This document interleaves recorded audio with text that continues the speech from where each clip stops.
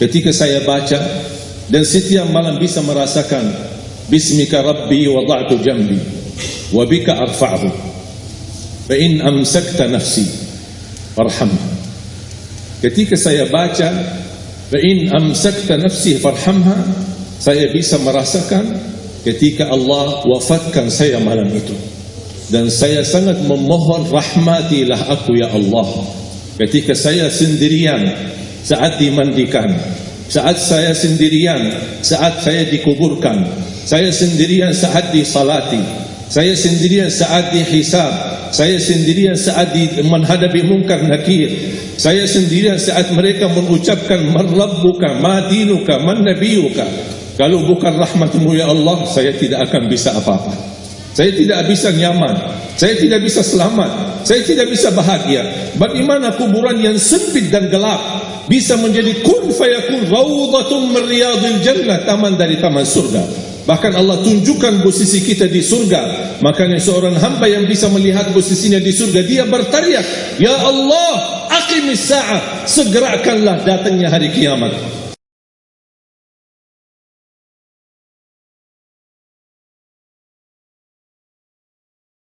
Baca salah satu doa, mungkin Bapak Ibu jamaah sekalian pasti hafal.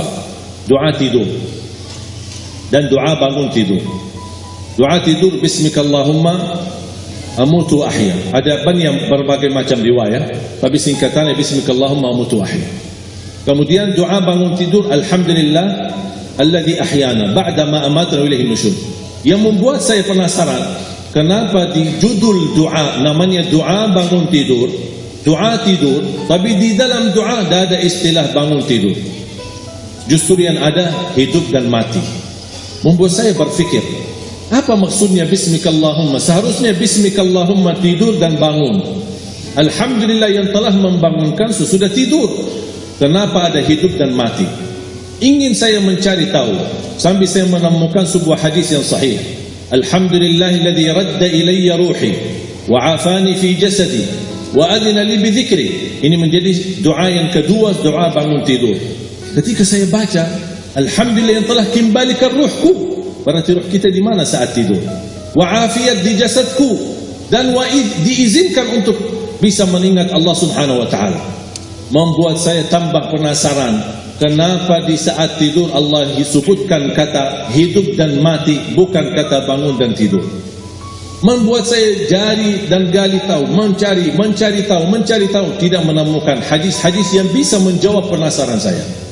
Subhanallah, ketika saya membaca Al-Quran seperti biasa baca, setiap hari baca, meniatkan waktu, kadang 1 juz, kadang 2 juz, pas sampai saya di surat Az-Zumar, surah 39 ayat 42. Allahu yatawaffal anfusa hina mautiha wallati lam tamut fi manamiha fayumsiku allati qada 'alayha al-maut wa yursilu al-ukhra ila ajalin musamma inna fi dhalika laayatin liqaumin yatafakkarun. Saya langsung sujud syukur. Saya berkata, itulah jawabannya. Allahu yatawaffal anfusa. 2 kali Allah memegang nyawa kita. 1 saat kita meninggal dunia, 2 saat kita tidur belum meninggal dunia. Allahu yatawaffal anfusa hina mautiha, ketika tidur mati, sudah meninggal dunia, nyawa kita dimegang oleh Allah SWT. Allahu yatawaffal anfusa hina maut wallati lam tamut fi manamiha, dan Allah memegang nyawa seorang ketika dia tidur tapi belum mati. Kalau soal sudah dimegang nyawanya ketika mati sudah selesai, tapi Allah jelaskan lebih detail lagi persoalan megang nyawa seorang ketika tidur belum mati. Fayumsiku allati qada 'alaiha al-maut. Allah Subhanahu wa taala menahan nyawa yang sudah ditetapkan oleh Allah kematiannya. Makanya ada orang ketika bangunnya subuh sudah meninggal dunia, ternyata dia termasuk fayumsiku allati qada 'alaiha al-maut. Wa yursilul ukhra, tahap yang kedua, wa yursilul ukhra ila ajalin musamma, yang belum ditetapkan kematian, Allah kembalikan nyawanya untuk di waktu yang ditentukan dan ditetapkan oleh Allah Subhanahu wa taala. Itu beristiwa setiap malam Bapak Ibu. Dimegang nyawa kita dan dilepas. Bisa jadi ketika dimegang dipertahankan, tidak dilepas. Ini peristiwa menghadapi proses kematian setiap malam ketika tidur. Inna fi dzalika laayatil liqaumin yatafakkarun. Mana orang yang berfikir, itu tanda kebesaran Allah bagi kaum yang berfikir. Ketika saya baca buku-buku doa, ternyata saya menemukan doa yang hampir sama mentakwilkan ayat ini, tapi menjadi bentuk sebuah doa yang cukup panjang tapi sangat indah, apalagi kalau bisa kita menikmati dan menghayati isinya. Menjadi salah satu doa tidur. Tadi doa tidur ada satu kan, bismikallahumma amutu wa ahya. Doa bangun tidur ada dua, alhamdulillahilladzi ahyana ba'da ma amatana wa ilaihin nusyur, itu umum. Ada satu lagi, alhamdulillahilladzi radda ilayya ruhi wa afani fi jasadi wa adina li bi dzikri. Terus saya menemukan doa, ternyata doa tidur ada dua. Selain bismikallahumma amutu wa ahya, ada bismika rabbi wada'tu jambi. Dengan namamu ya Allah aku berbaring. Wa bika arfa'hu, dengan namamu aku angkat. Fa in amsakta nafsi, ya Allah, kalau nyawaku dipertahankan malam ini, farhamha, rahmatilah ya Allah. Wa in arsaltaha fahfadha, kalau dilepaskan nyawaku, jagalah diriku sebagaimana terjaga dirinya hamba-hamba yang saleh. Saya baca dan setiap malam bisa merasakan bismika rabbi wada'tu jambi wa bika arfa'hu fa in amsakta nafsi farhamha. Ketika saya baca fa in amsakta nafsi farhamha, saya bisa merasakan ketika Allah wafatkan saya malam itu. Dan saya sangat memohon, rahmatilah aku ya Allah. Ketika saya sendirian saat dimandikan, saat saya sendirian saat saya dikuburkan, saya sendirian saat disalati, saya sendirian saat dihisab, saya sendirian saat menghadapi munkar nakir, saya sendirian saat mereka mengucapkan man rabbuka, ma dinuka, man nabiyuka. Kalau bukan rahmatmu ya Allah, saya tidak akan bisa apa-apa. Saya tidak bisa nyaman, saya tidak bisa selamat, saya tidak bisa bahagia. Bagaimana kuburan yang sempit dan gelap bisa menjadi kun fayakun raudhatun min riyadil jannah, taman dari taman surga. Bahkan Allah tunjukkan posisi kita di surga. Makanya seorang hamba yang bisa melihat posisinya di surga, dia berteriak, ya Allah, aqimis sa'ah, segerakanlah datangnya hari kiamat. Sebaliknya orang-orang yang na'udzubillah, ketika disempitkan kuburannya, bertambah gelap, bertambah hitam, belum lagi turun azab, ditunjukkan posisinya di neraka di sampingnya, dan dia berteriak, ya Allah, la tuqimis sa'ah, janganlah terjadi hari kiamat. Sudah aku disiksa di sini sudah cukup, apalagi akan disiksa nanti di hari kiamat. Makanya ketika saya baca bismika rabbi wada'tu jambi wa bika arfa'hu fa in amsakta nafsi, ya Allah, kalau memang nyawaku malam ini dipertahankan, rahmatilah ya Allah. Karena prosesnya panjang.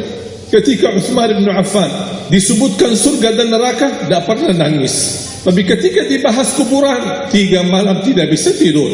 Kata beliau, al-qabru awwalu manazilil akhirah. Kuburan itu langkah awal ke akhirat. Kalau itu lulus, lancar, bahagia, selamat, insyaAllah lebihnya aman dan sambil menuju ke surga. Tapi kalau kuburannya menderita, menjadi tersiksa, menjadi pahit dan tidak bisa nyaman, tidak akan bisa nyaman lebihnya dan selanjutnya. Na'udzubillah min zalik. Wa in arsaltaha, ya Allah, kalau memang kami di malam ini masih ditetapkan, masih punya umur dan dilepaskan nyawa kami, kami masih diizinkan untuk beraktivitas dan beribadah, mendekatkan diri kami kepadamu ya Allah. Kita ingat, fahfadha, jagalah dirimu, karena kami takut juga mengulangi dosa.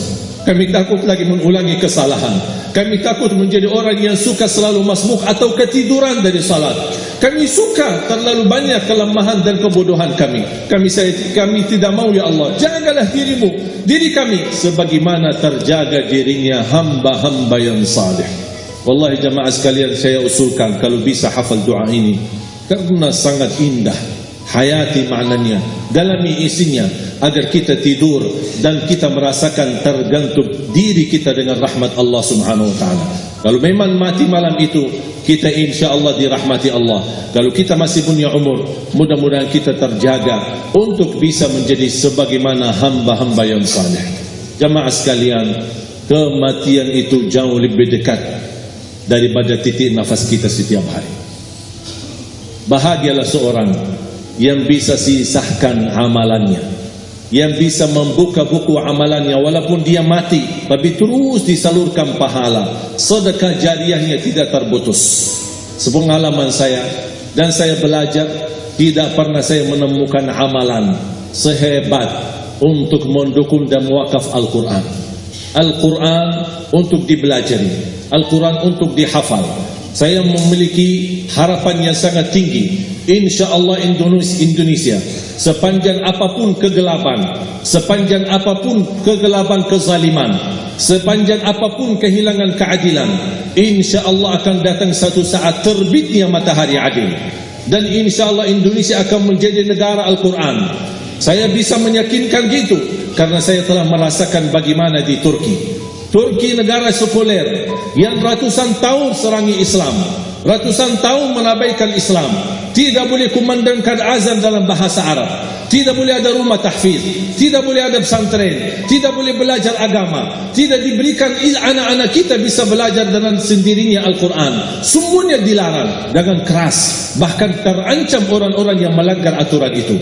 Allah Subhanahu wa taala melahirkan seorang presiden yang bisa membaca Al-Quran. Coba buka di YouTube bacaan Erdogan bagaimana. Itu dilahirkan dari negara sekuler. Saya bisa meyakinkan insya Allah 1 juta menghafal Al-Quran, dan Bapak Ibu mudah-mudahan masih punya umur akan mendengar pengumuman besar imam besar salat Idul Fitri dan Idul Adha sekaligus khatib adalah Presiden Republik Indonesia menghafal Al-Quran. Itu yang saya yakini, dan saya tidak pernah merasa lelah. Dan saya selalu berkata sama istri, kalau saya mati itu pun karena saya bersama Al-Quran. Wallahi jamaah sekalian, yang bersama Al-Quran tidak akan merugi. Berkah rizkinya, berkah umurnya, terjamin kebahagiaan.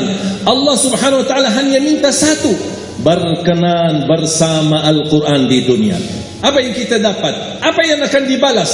Akan Al-Quran temani kita di dunia, akan temani kita saat sakratul maut, akan temani kita di kuburan membela kita, akan menemani kita saat kita dibangkit oleh Allah, akan menemani kita saat hisab, akan menemani kita saat berjalan di atas sirat yang sangat tipis dan panjang, bahkan tajam jalanannya. Begitu sampai ke surga, apakah Al-Quran melepas? Tidak akan melepas. Al-Quran masih berkenan, padahal kita hanya cuma sekali berteman sama Al-Quran di dunia. Dia begitu luar biasa panjangnya bertemanan sama kita sampai ke surga, bahkan akan temani kita masuk surga. Sebagaimana bersabda SAW, yuqalu liqari'il Quran, ahlul Quran di dunia yang kesibukannya baca, kesibukannya hafal, tidak membuangkan waktu sia-sia, selalu bersama Al-Quran.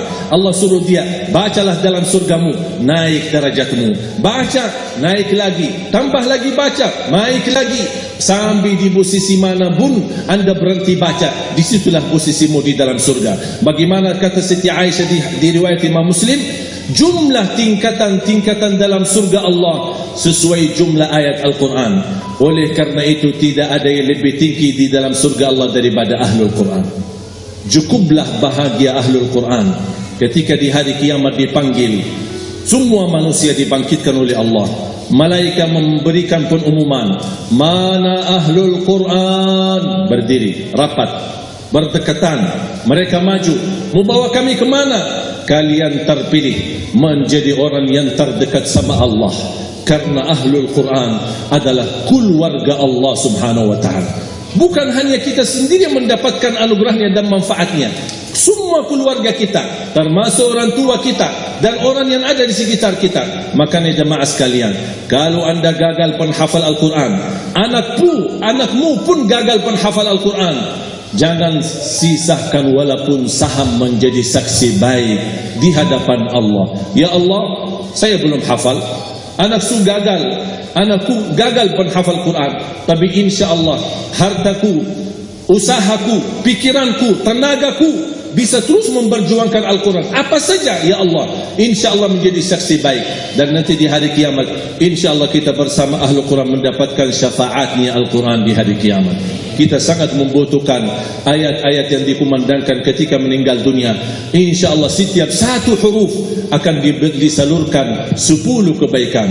Mudah-mudahan semua yang hadir diberikan kemuliaan dan keanugerah dari Allah menjadi Ahlul Quran, penghafal Al-Quran, penghayati Al-Quran, para pencinta Al-Quran, berakhlak Al-Quran. Ya Allah, aku mohon atas izinmu ya Allah, kami bersama-sama bertemu di masjid ini. Berilah pada kami kemuliaan bersama-sama bersama Ahlul Quran di dalam surga-Mu ya Allah, ya Dzal Jalal wal Ikram, ya Arhamar Rahimin, ya Arhamar Rahimin.